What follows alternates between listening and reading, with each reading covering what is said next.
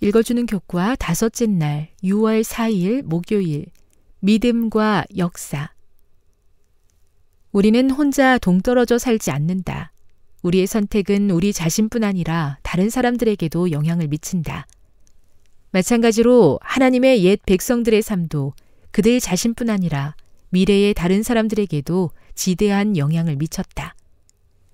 믿음의 장이라고 일컬어지는 히브리서 11장을 보면 옛날 수많은 믿음의 영웅이 끼친 감화가 요약되어 있다.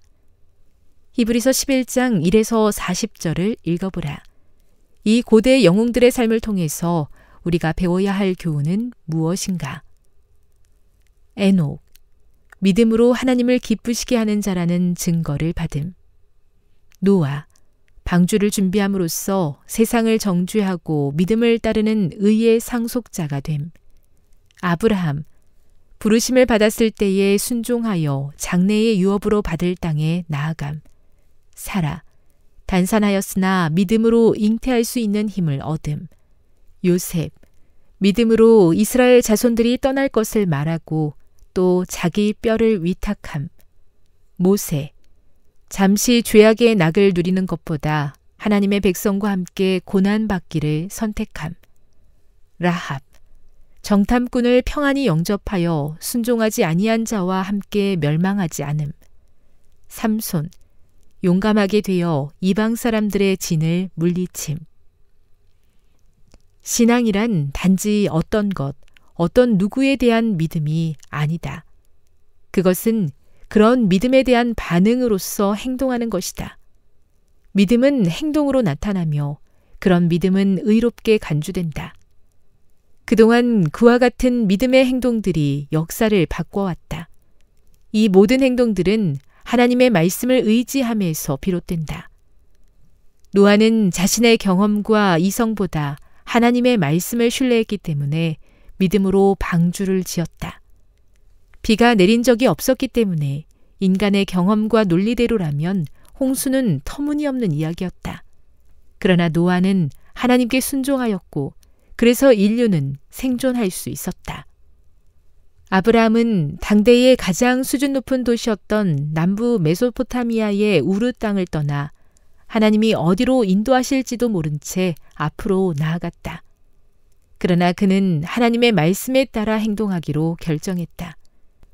모세는 당시의 가장 강성한 나라인 애굽의 왕이 되기보다 하나님의 백성을 약속의 땅으로 인도하는 목자가 되기로 선택했다. 그는 불타는 떨기나무에서 부르시는 전능자의 음성을 신뢰하였다. 라합은 하나님의 구원의 소식을 신뢰하고 정탐꾼을 숨겨줌으로써 예수님의 조상이 되었다.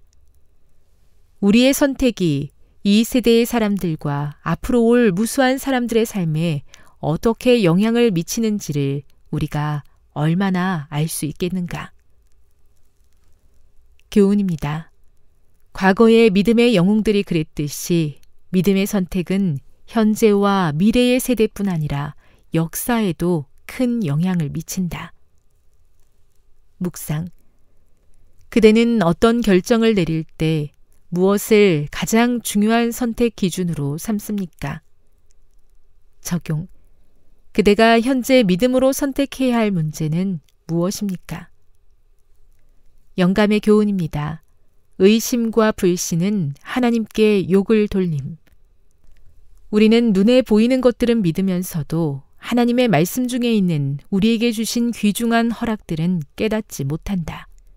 하나님께서 말씀하신 것을 불신하며 주님께서 우리에게 진심을 보이시는지 아니면 우리를 속이시는지 의심하는 것을 보이는 것보다 하나님께 더 욕 돌리는 것은 없다. 가려뽑은 기별 1권 350.